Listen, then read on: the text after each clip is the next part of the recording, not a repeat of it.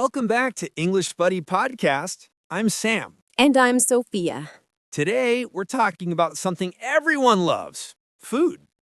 More specifically, how to talk about your food preferences in English. That's right. Whether you're at a restaurant, visiting a friend's home, or just chatting with classmates, knowing how to express what you like and don't like is super useful. So let me ask you, Sophia, what's your favorite food? Oh, I love Italian food, especially pasta.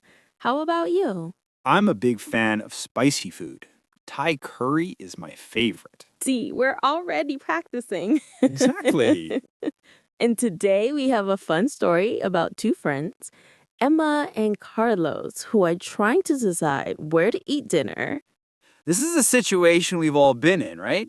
Two people, different tastes, and they need to find something they both enjoy. Before we jump into the story, if you're enjoying this podcast, please hit that like button and subscribe to our channel. It really helps us create more content for you. All right, let's meet Emma and Carlos.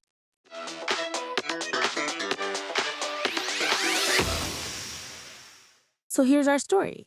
Emma and Carlos are good friends. It's Friday evening and they want to have dinner together.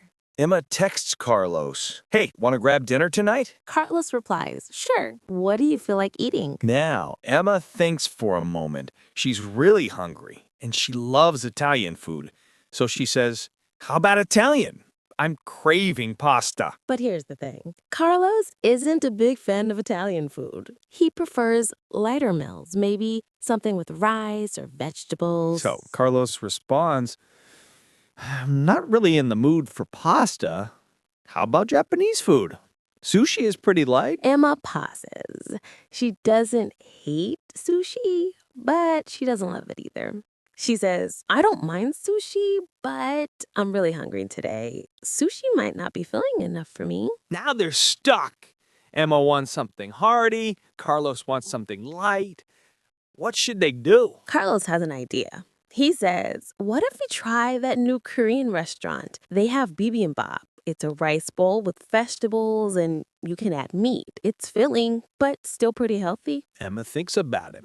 She's never tried Korean food before, but she's willing to give it a shot. She says, "I've never had Korean food before, but I'm open to trying it." Carlos is excited. "Great, they also have Korean fried chicken if you want something more filling." "Perfect," Emma responds. "That sounds delicious. Let's go." And that's how they solved their dilemma. They found a compromise, something new that could work for them both of them. It's a great example of how expressing your preferences clearly, but also staying flexible, can help you make decisions together.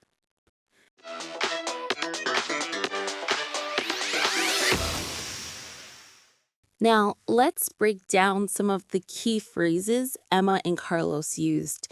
These are expressions you can use in real life when talking about food preferences. First one, what do you feel like eating?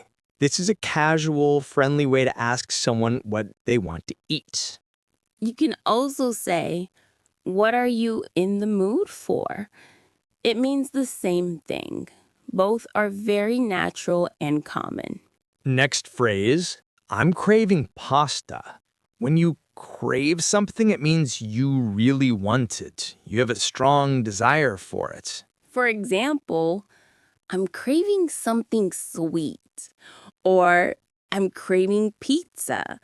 It's stronger than just "I want." Another useful phrase, I'm not really in the mood for.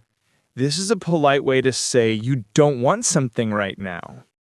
Notice it's softer than saying, "I don't like it." You're just saying that at this moment, you don't want it. Very diplomatic. Exactly. Carlos said, I'm not really in the mood for pasta. He didn't say I hate pasta. He just wasn't feeling it that day.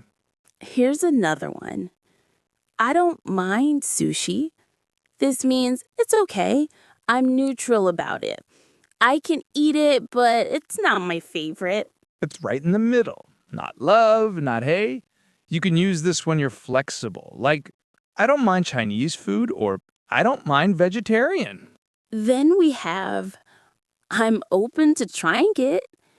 This shows you're willing to try something new. Very positive attitude. You could also say, I'm willing to give it a try, or why not? Let's try it. These all show openness. Now, let's talk about describing what you want. Emma said sushi might not be filling enough. Filling means food that makes you feel full and satisfied. Heavy foods like pasta, rice bowls, or steak are usually filling. The opposite would be light. Carlos wanted something light, not too heavy, maybe salad or fish. So you can say, I want something filling when you're very hungry, or I want something light when you're not that hungry. One more phrase. That sounds delicious. This is a great response when someone suggests food that interests you. You can also say, that sounds good, or that sounds perfect. Very enthusiastic and positive. So let's recap the main phrases. What do you feel like eating? I'm craving. I'm not really in the mood for. I don't mind. I'm open to trying it. Something filling. Something light. That sounds delicious. These are the building blocks for talking about food preferences in English. Practice these and you'll sound natural.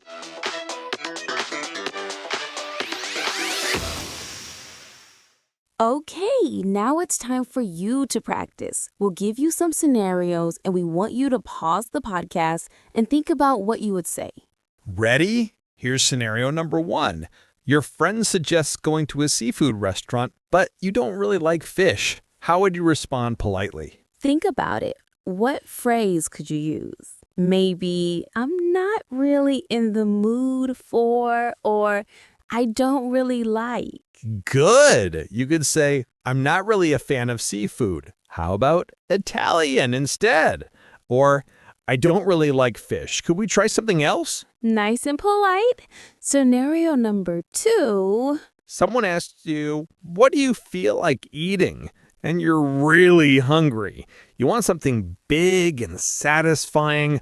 What do you say? Think about the word we learned, filling. You could say, I'm really hungry. I want something filling, like a burger or pasta. Perfect! Scenario number 3. Your friend suggests trying Ethiopian food, but you've never had it before. You're curious, but a little nervous. How do you respond? Remember the phrase, I'm open to trying it? You could say, I've never tried Ethiopian food before, but I'm open to trying it. Or, sure, why not? Let's give it a try. Excellent. Last scenario. It's a hot summer day, and you don't want heavy food. Your friend asks what you want to eat. What do you say? Think about the word light. You could say, it's so hot today. I want something light, maybe a salad or sushi. Great job! These little scenarios help you practice thinking in English naturally. The more you practice these phrases, the more automatic they become in real conversation.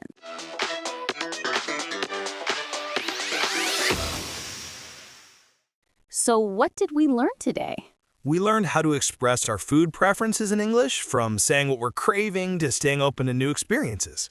We also learned some key vocabulary. Craving, in the mood for, feeling light, and open to trying. And we saw how Emma and Carlos solved their dinner dilemma by communicating clearly and being flexible. Here's the thing. Talking about food is one of the easiest ways to practice English. Everyone eats. Everyone has opinions about food. Exactly. So next time you're deciding where to eat with friends, try using these phrases in English. It's great practice. And remember, it's okay if you make mistakes. The important thing is to keep trying and keep talking. Even small conversations like, what do you want to eat, can help you build confidence and fluency. Before we go, here's your homework. This week, try using at least 3 phrases we learned today in a real conversation, either with friends, classmates, or even ordering food. Write down your experience. Did it feel natural? What was easy? What was challenging? And if you enjoyed this episode, don't forget to like, subscribe, and share with your friends who are learning English. We release new episodes every week with practical English lessons you can use right away. Thanks so much for listening to English Buddy Podcast. Keep practicing, keep learning, and we'll see you next time. Bye. Bye.